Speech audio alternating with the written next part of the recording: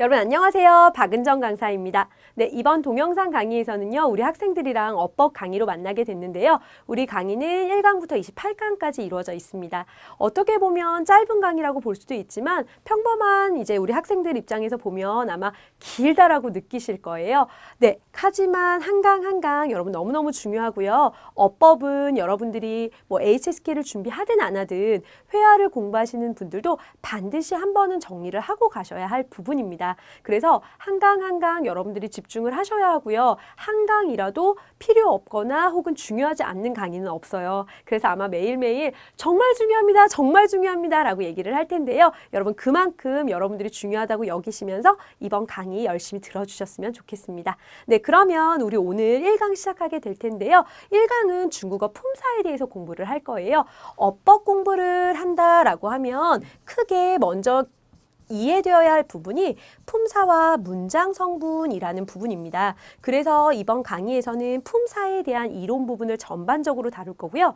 그 다음 2강에서는 문장 성분에 대해서 배울 거예요. 물론 수업 시간에 조금 언급은 할 거예요. 그래서 2강에 문제가 나오게 되는데요. 이때 품사와 문장 성분을 같이 이해를 한 상태에서 어떤 것이 품사의 개념이고 어떤 것이 문장 성분의 개념인지에 대해서 살펴보도록 하겠습니다.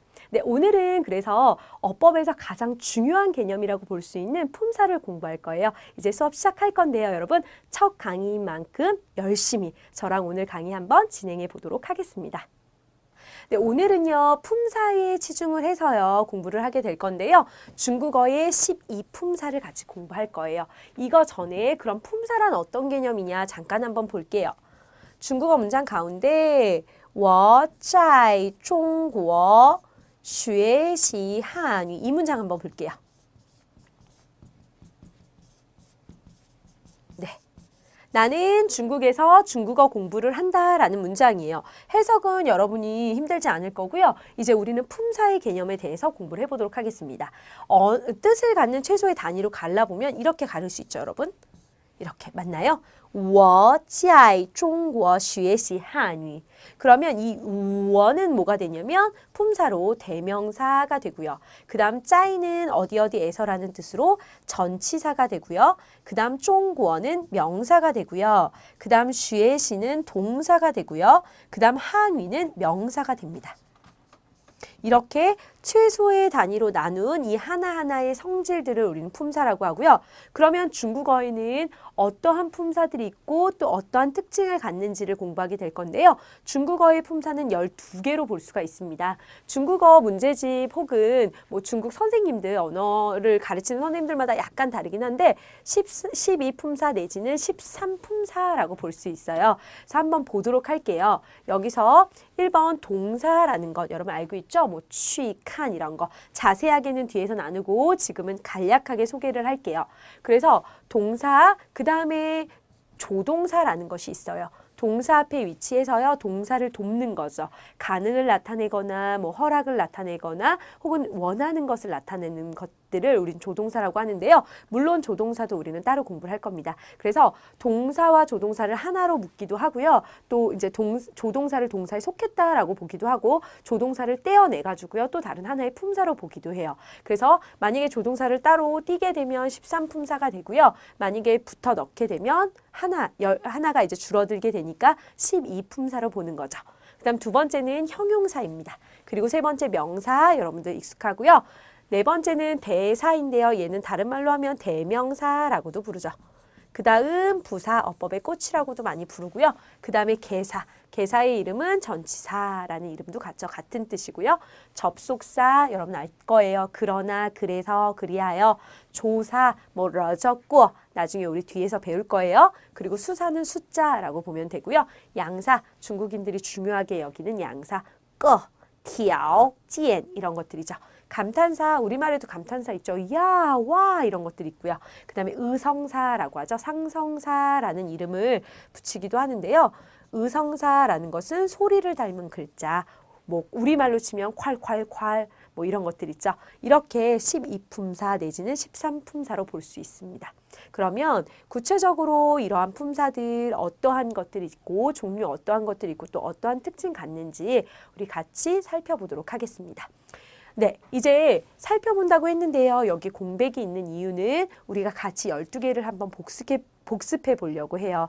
아마 바로는 외워지지 않았을 텐데요. 그래도 여러분들이 잠깐 우리 동영상 강의니까 정지 버튼 누르고요. 12품사 뭐로 나눌 수 있다고 했지 잠깐 공부하신 다음에 여기다가 우리 같이 한번 써보는 시간을 갖도록 하겠습니다. 12품사 기억나는 대로 동사 있고요, 여러분. 그 다음에 형용사 있고요. 그 다음에 뭐 있었어요? 네, 명사. 순서는 물론 상관은 없습니다. 대명사 있었어요. 여기서 동사, 여기서 조동사 따로 빼기도 한다라고 했고요. 그 다음 부사, 그 다음에 전치사, 개사라고도 하고요. 그 다음 접속사, 조사, 수사, 양사, 감탄사, 의성사, 그래서 상성사라고 부르죠.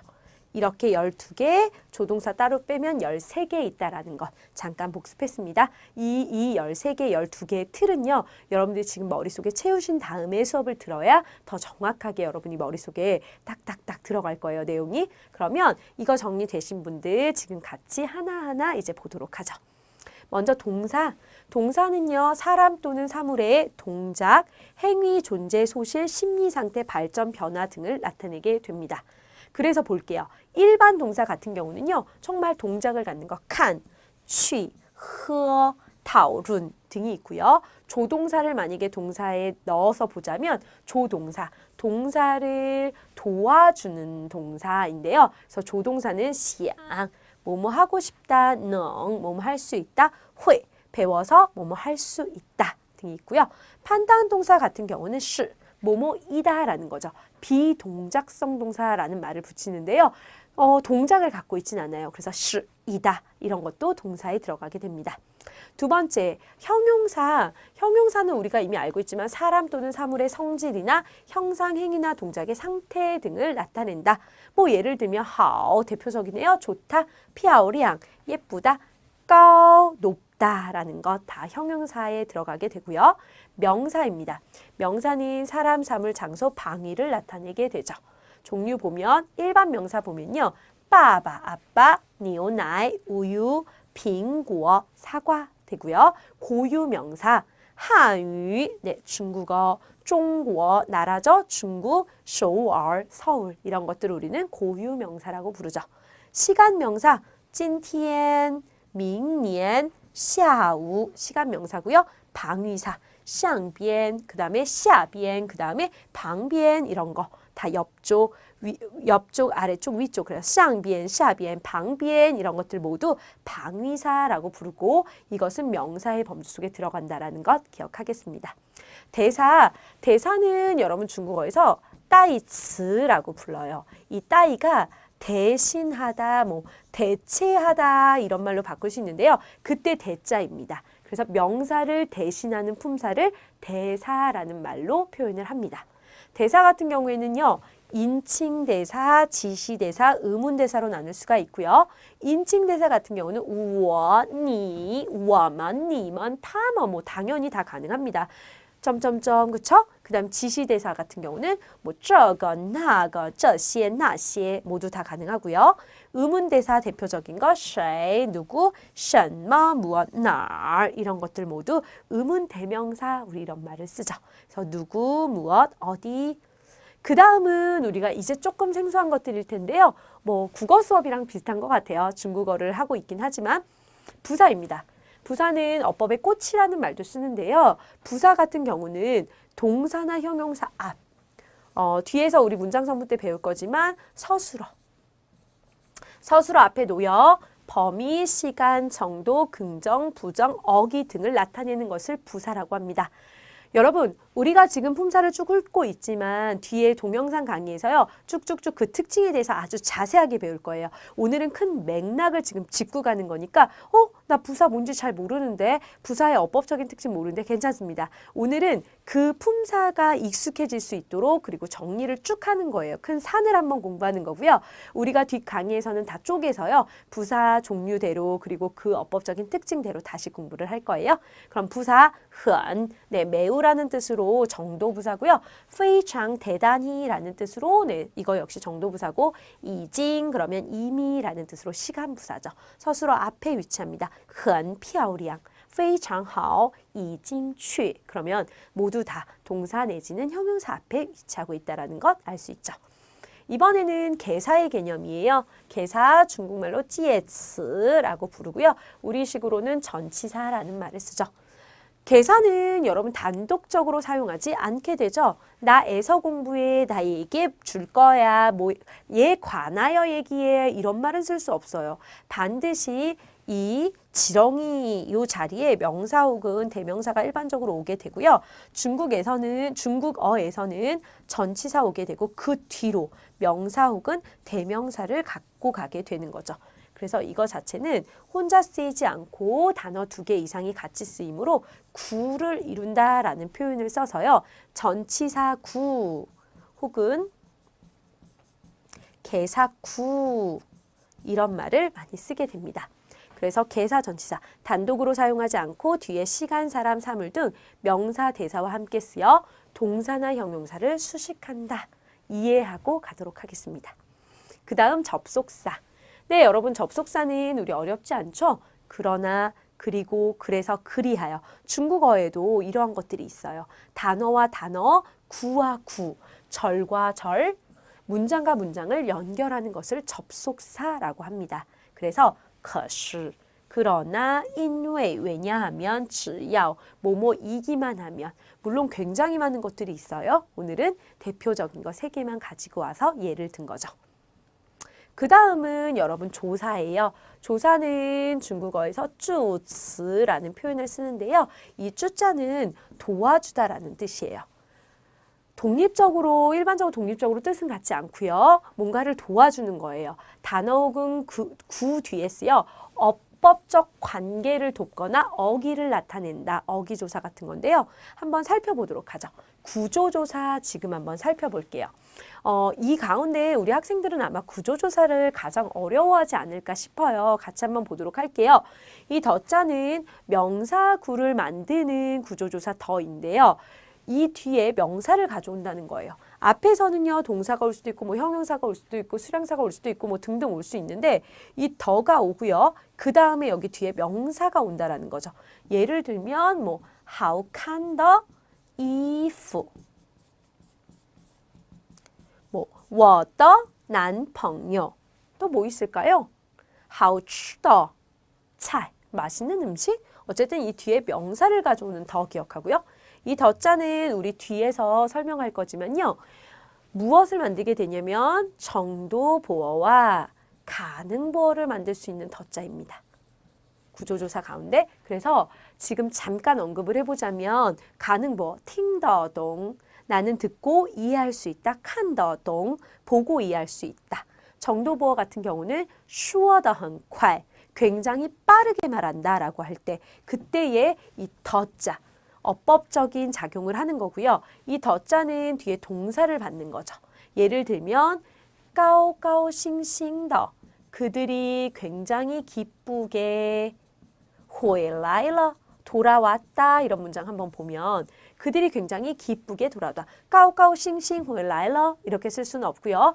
이 사이에 어법적으로 구조조사 더가 들어가서요. 동사 구를 만드는 문장들 이럴 때 이 더가 들어간다는 것 기억하도록 하겠습니다. 그 다음 동태조사, 동작의 상태를 도와주는 조사다라고 보면 되겠는데요. 러는 동사 뒤에 쓰여서 무슨 의미를 나타내나요? 그쵸, 완료, 완성의 의미를 나타내고요. 동사 뒤에 저자는 ing나 혹은 지속을 나타내게 됩니다. 뭐뭐하고 있는 중이다, 그러한 상태이다 라는 뜻이고, 꾸어는 경험을 강조하면서요. 뭐뭐한 적이 있다 라는 의미로 쓰이죠. 어기조사, 어투를 나타내는 조사라는 거예요. 어투의 기운 이런 기자인데요. 문장 끝에 쓰여서요. 그 문장을 뭐 부드럽게 해준다거나 권유를 해준다던가 의문문을 만든다던가 이런 것들이죠. 예를 들면 네, 문장 끝에 뭐뭐입니까? 라는 의문문을 만들어주게 되고요. 너 같은 거 있고 러 있고요. 바 있고요. 어기조사의 특징은 문장 맨 끝에 위치해서 그 전체 문장의 어투를 살려준다라는 것 기억하겠습니다. 그 다음은 수사예요. 수사는 수량이나 순서를 나타낸다. 예를 들면 이 그럼 하나고요. 량 그러면 둘이 되고요. 시 그럼 열이 되고요. 일반적으로 우리 숫자 같은 개념 기억하면 되니까 어렵지 않을 겁니다. 양사, 중국인들은 양사를 굉장히 중요하게 생각합니다. 그래서 양사가 굉장히 많이 발달을 하게 되어 있는데요. 양사 역시 우리 뒷 강의에서요. 꼼꼼하게 배울 거예요. 지금은 그냥 개념만 정리를 하는데 사물이나 사람의 동작을 센다라고 되어 있어요. 뭐 이진 빙워 그러면 근이라는 개념이고요. 번 그러면 권, 빼이 그러면 한 잔의 우유 뭐 이런 거고요. 양사는 이렇게 물건을 세는 명량사도 있지만요. 동량사 같은 개념도 사실 있죠. 동작의 양을 세는 것. 예를 들면 뭐 이츠, 이호이라든지 이런 것들 뒤에서 배울 거예요, 여러분. 그때 다시 한번 공부해 보도록 하겠습니다. 그 다음 감탄사, 말하는 사람의 느낌, 놀람, 응답 등을 나타낸다. 아, 와, 흥 이런 거. 우와 이런 것들 모두 다 감탄사죠. 감탄사는 여러분들이 굳이 막 앉아서 외울 필요는 없을 것 같고요. 그때그때 나올 때마다 그리고 감탄사는 특별히 이렇게 감탄사 있죠. 이거와 같이 쓰여요. 느낌표랑. 그래서 편하게 이거 감탄사구나. 눈치챌 수 있을 겁니다. 이거는 그냥 나올 때마다 조금 익숙하게 한 번씩 보고 가는 정도에서 네, 익숙해지면 될 것 같아요. 외울 필요는 없을 것 같습니다. 그 다음 의성사. 의성사는 사물이나 사람, 동물, 자연 등의 소리를 흉내내어 표현한 것 그대로 가져온 거죠. 콸콸, 멍멍 뭐 이런 얘기들 다 그쵸. 화화 그러면 중국말에서 콸콸 뚝뚝 쫙쫙 그래서 물이 쫙쫙 흐르는 소리 같은 것에 많이 쓰이고요. 부통이라고 하면 중국말에서 외우진 않겠습니다. 쿵, 꽈당, 풍덩 이런 것들 소리를 흉내낸 것들 그런 단어들을 의성사라는 표현을 쓰게 되죠. 여러분 이렇게 해서요 우리가 12품사에 대해서 개념 정리를 했어요. 사실상 오늘은 어법 수업이라고 보기 힘들 정도로 여러분들 외우실 게 별로 없습니다. 이러이런 것들이 있구나 개념이 정리된 상태에서 저랑 동사에 대해서 그리고 부사에 대해서 어법적으로 어떤 부분에 대해서 우리가 집중해야 되는지 시험 문제에서는 어떤 식으로 나오는지 그리고 뭐가 포인트가 돼야 되는지 어떠한 점에 주의해서 우리가 알고 있어야 되는지 배울 거예요. 물론 그렇게 되면 어휘량도 나중에는 늘어나게 되겠죠. 오늘은 이렇게 어법 수업 들어가기 전에요. 큰 뼈대 중국어의 12 혹은 13 품사에 대해서 같이 봤고요. 다음 시간에는 우리가 문장 성분에 대해서 배울 거예요. 문장 성분에 대해서 조금만 언급을 하자면 워, 취, 중국어라는 게 있는데 우리는 지금 품사를 배웠죠. 그럼 최소 단위로 끊어서 원은 대명사다. 취는 동사다. 중국어는 명사다라는 것을 배웠어요. 제가 만약에 여러분 이 문장의 품사는 뭐예요? 라고 하면 여러분 이렇게 나누셔야 돼요. 그런데 여러분 이 문장의 문장 성분을 한번 나눠보죠 라고 하면 어떻게 나눠야 되냐면 취는 이 문장에서 서술어가 되고요. 원은 뭐죠, 여러분? 그렇죠. 주어가 되죠. 그리고 중국어는 뭐가 되죠? 네, 목적어가 됩니다. 문장 성분은 이거 말고도 3개가 더 있는데요. 그건 다음 시간에 배울 거고요. 오늘은 개념 정리만 할게요. 이렇게 우어라는 단어가 품사로는 대명사지만 문장에선 주어로 쓰이고 취라는 것이 동사이지만 문장에서 서술어로 쓰이고 중국어는 명사이지만 문장에서 목적어로 쓰인다라는 개념. 이것이 품사와 문장 성분의 개념입니다. 이것에 대해서 내일 들으시는 분도 있고요. 동영상 강의니까 이어서 들으시는 분도 계시겠죠. 그래서 2강 때 이 문장 성분에 대해서 공부를 할 거고요. 품사와 문장 성분이 정확하게 이해가 돼야 더 확장된 문장을 보더라도요. 여러분들이 분명하게 어법이 뭔지, 어법 공부를 어떻게 해야 되는지 개념이 잡힐 겁니다. 네, 오늘 강의 여러분 어렵진 않았던 것 같은데 조금 헷갈릴 수는 있을 것 같아요. 다 이론적인 부분이라서 열심히 여러분이 복습해서 봐와 주시고요. 2강 때는 이 문장 성분에 대해서 꼼꼼하게 여러분 공부해 보도록 하겠습니다. 그때 품사와 문장 성분과 연결해서요. 우리 문제들 풀어보게 될 텐데요. 그때 여러분들이 집중하시려면 오늘 강의 열심히 복습해 오셔야 돼요. 네, 오늘 첫 강의였는데요. 첫 강의가 어땠는지 모르겠어요. 아마 뒤에 있는 강의보다는 조금 따분할 수 있는 강의였거든요. 인트로 부분이라서. 하지만 여러분 마음 가운데 어법 공부해보고 싶다. 내가 열심히 해야겠다라는 생각이 있다면 우리 28강 끝날 때까지 좋은 성과 얻을 수 있을 거라고 확신합니다. 오늘 강의가 조금 지루하거나 아직은 좀 확 이렇게 다가오지 않는데 라고 느끼실 수도 있는데요. 여러분 2강, 3강 포기하지 마시고 계속 들어보시고요. 그때 열심히 하시면 어느 순간 여러분이 강의에 푹 빠지게 될 겁니다. 오늘 수업도 너무너무 수고하셨고요. 우린 2강 때 더 활기찬 모습으로 만나도록 하겠습니다.